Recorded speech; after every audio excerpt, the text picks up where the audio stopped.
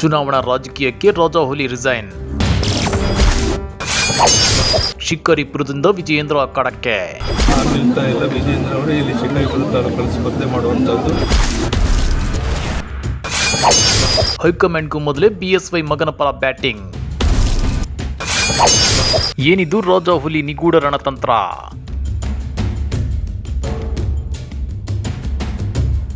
ರಾಜ್ಯ ಬಿಜೆಪಿಯಲ್ಲಿ ಯಾರು ಎಲ್ಲಿಂದ ಸ್ಪರ್ಧೆ ಮಾಡಬೇಕು, ಯಾರಿಗೆ ಟಿಕೆಟ್ ಕೊಡಬೇಕು, ಯಾರಿಗೆ ಟಿಕೆಟ್ ಕೊಡಬಾರದು ಅಂತ ಡಿಸೈಡ್ ಮಾಡೋದು ಹೈಕಮಾಂಡ್. ಆದ್ರೆ ಹೈಕಮಾಂಡ್ಗೂ ಮೊದಲೇ ರಾಜಾಹುಲಿ ಬಿಎಸ್ವೈ ತಮ್ಮ ಮಗನಿಗೆ ಟಿಕೆಟ್ ಘೋಷಣೆ ಮಾಡಿದ್ದಾರೆ. ಹಾಗಾದ್ರೆ ಏನಿದು ರಾಜಾಹುಲಿ ಲೆಕ್ಕಾಚಾರ? ಅದನ್ನ ತೋರಿಸ್ತೇವೆ. ಆದ್ರೆ ಅದಕ್ಕಿಂತ ಮೊದಲು ಹಲೋ ಕನ್ನಡ ಯೂಟ್ಯೂಬ್ ಚಾನಲ್ ಅನ್ನು ಸಬ್ಸ್ಕ್ರೈಬ್ ಮಾಡ್ಕೊಳ್ಳಿ. ಹಾಗೇನೆ ಪಕ್ಕದಲ್ಲಿರೋ ಬೆಲ್ ಬಟನ್ ಅನ್ನು ಪ್ರೆಸ್ ಮಾಡಿ. ನಿಲ್ತಾ ಇಲ್ಲ. ವಿಜಯೇಂದ್ರ ಅವರೇ ಇಲ್ಲಿ ಶಿಕಾರಿಪುರ ತಾಲೂಕಲ್ಲಿ ಸ್ಪರ್ಧೆ ಮಾಡುವಂಥದ್ದು. ಯಡಿಯೂರಪ್ಪ ಕ್ಷೇತ್ರ ತ್ಯಾಗದ ಬಗ್ಗೆ ಮಾತನಾಡಿದ್ದಾಯ್ತು.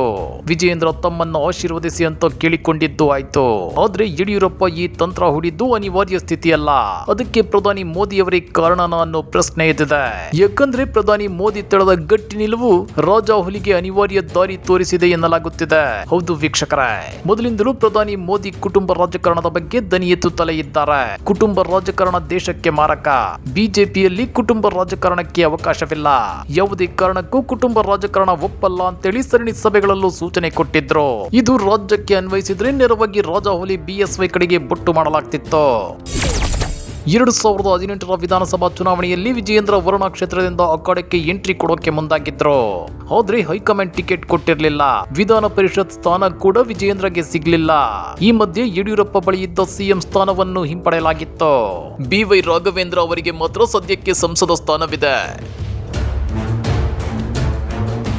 ಹೀಗೆ ಹೈಕಮಾಂಡ್ ನಾಯಕರು ಕುಟುಂಬ ರಾಜಕಾರಣದ ವಿರುದ್ಧ ಸಮರ ಸಾರಿದ್ರೆ ಯಡಿಯೂರಪ್ಪ ಅವರ ಮುಂದಿದ್ದ ಎಲ್ಲ ಆಯ್ಕೆಗಳು ಬಂದಾಗಿದ್ವು.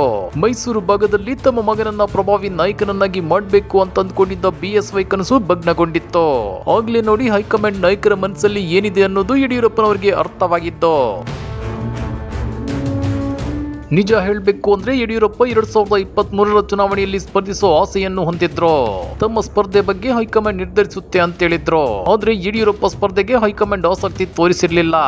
ಶಿಕಾರಿಪುರದಲ್ಲಿ ತಂದೆ, ಹಳೆ ಮೈಸೂರು ಭಾಗದಲ್ಲಿ ಮಗನ ಸ್ಪರ್ಧೆ ಮೂಲಕ ಕರ್ನಾಟಕದಲ್ಲಿ ಪ್ರಭಾವವನ್ನ ಹೆಚ್ಚಿಸಿಕೊಳ್ಳುವ ಲೆಕ್ಕಾಚಾರವನ್ನ ಯಡಿಯೂರಪ್ಪ ಹಾಕಿದ್ರು. ಆದ್ರೆ ಶಿಕಾರಿಪುರದಿಂದಾಗ್ಲಿ ಅಥವಾ ಹಳೆ ಮೈಸೂರು ಭಾಗದಿಂದಾಗ್ಲಿ ವಿಜಯೇಂದ್ರ ಅವರಿಗೆ ಟಿಕೆಟ್ ನೀಡೋಕೆ ಬಿಜೆಪಿಯಿಂದ ಯಾವುದೇ ಸ್ಪಷ್ಟ ಸಂದೇಶ ಸಿಕ್ಕಿರಲಿಲ್ಲ.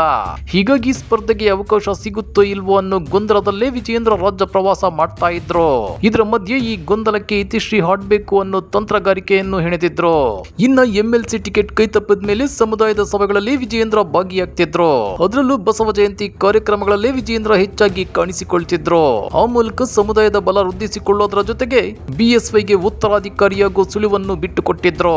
ಹೀಗೆ ರಾಜಾಹುಲಿ ತಮ್ಮದೇ ಆದ ತಂತ್ರಗಾರಿಕೆಗಳ ಮೂಲಕ ಹೈಕಮಾಂಡ್ಗೆ ಪರೋಕ್ಷವಾಗಿ ಸಂದೇಶಗಳನ್ನು ರವಾನೆ ಮಾಡ್ತಾನೆ ಇದ್ರು. ಚುನಾವಣೆ ಸ್ಪರ್ಧೆ ಬಗ್ಗೆ ಹೈಕಮಾಂಡ್ ಇಂದ ಸ್ಪಷ್ಟತೆ ಸಿಕ್ಕಿರಲಿಲ್ಲ.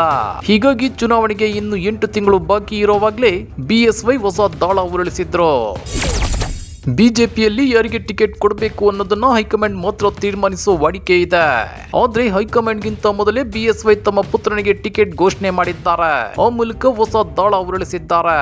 ವಿಜಯೇಂದ್ರ ಸ್ಪರ್ಧೆ ಬಗ್ಗೆ ಹೇಳಿ ಹೈಕಮಾಂಡ್ ಅನ್ನ ಇಕ್ಕಟ್ಟಿಗೆ ಸಿಲುಕಿಸುವ ಯತ್ನಕ್ಕೆ ಬಿಎಸ್ವೈ ಕೈ ಹಾಕಿದ್ದಾರೆ. ಒಂದು ವೇಳೆ ವಿಜಯೇಂದ್ರಗೆ ಹೈಕಮಾಂಡ್ ಟಿಕೆಟ್ ನಿರಾಕರಿಸಿದ್ರೆ ಬೇರೆಯದ್ದೇ ಸಂದೇಶ ರವಾನೆಯಾಗಲಿದೆ. ಟಿಕೆಟ್ ಕೊಡದೇ ಇದ್ರೆ ವಿಜಯೇಂದ್ರ ಪರ ದೊಡ್ಡ ಅನುಕಂಪದ ಅಲೆ ಏಳೋ ಸಾಧ್ಯತೆ ಇದೆ. ಇದೇ ಕಾರಣಕ್ಕೆ ನೋಡಿ ಅಳೆದು ತೂಗಿ ಮಗನ ರಾಜಕೀಯ ಭವಿಷ್ಯ ರೂಪಿಸೋ ಬಿಎಸ್ವೈ ಈ ನಿಗೂಢ ದಾಳ ಉರುಳಿಸಿರೋದು. ನಾನು ಕ್ಷೇತ್ರ ಖಾಲಿ ಮಾಡ್ತಿರೋದ್ರಿಂದ, ನಾನು ನಿಲ್ಲದೆ ಇರೋದ್ರಿಂದ ವಿಜಯೇಂದ್ರ ಶಿಕಾರಿಪುರ ತಾಲೂಕಲ್ಲಿ ನಿಲ್ತಾರೆ. ಇಷ್ಟೆಲ್ಲ ತಂತ್ರಗಾರಿಕೆಯನ್ನ ಮಾಡಬೇಕು ಅಂದ್ರೆ ಬಿಎಸ್ವೈ ಸಾಕಷ್ಟು ಲೆಕ್ಕಾಚಾರ ಹಾಕಿರ್ಲೇಬೇಕು. ಪಕ್ಷದಲ್ಲಿನ ತಮ್ಮ ಹಿರಿತನ ಮತ್ತು ಹಿಡಿತ ಆಧರಿಸಿಯೇ ಬಿಎಸ್ವೈ ಈ ದಾಳ ಉರುಳಿಸಿದ್ದಾರೆ. ಹೀಗಾಗಿ ಈ ದಾಳದಿಂದ ಟಿಕೆಟ್ ತಪ್ಪಿಸೋದು ಕಷ್ಟ ಎನ್ನಲಾಗುತ್ತಿದೆ. ಹಾಗಾದ್ರೆ ರಾಜಾಹುಲಿಯ ಈ ರಣತಂತ್ರದ ಬಗ್ಗೆ ನೀವೇನಂತೀರಾ? ಕಮೆಂಟ್ ಮಾಡಿ, ವಿಡಿಯೋ ಲೈಕ್ ಮಾಡಿ, ಶೇರ್ ಮಾಡಿ. ಇಂಥ ಮತ್ತಷ್ಟು ರೋಚಕ ರಾಜಕೀಯ ಸುದ್ದಿಗಳನ್ನ ಮಿಸ್ ಮಾಡದೆ ನೋಡ್ಬೇಕು ಅಂದ್ರೆ ನಮ್ಮ ಯೂಟ್ಯೂಬ್ ಚಾನಲ್ ಅನ್ನ ಸಬ್ಸ್ಕ್ರೈಬ್ ಮಾಡ್ಕೊಳ್ಳಿ.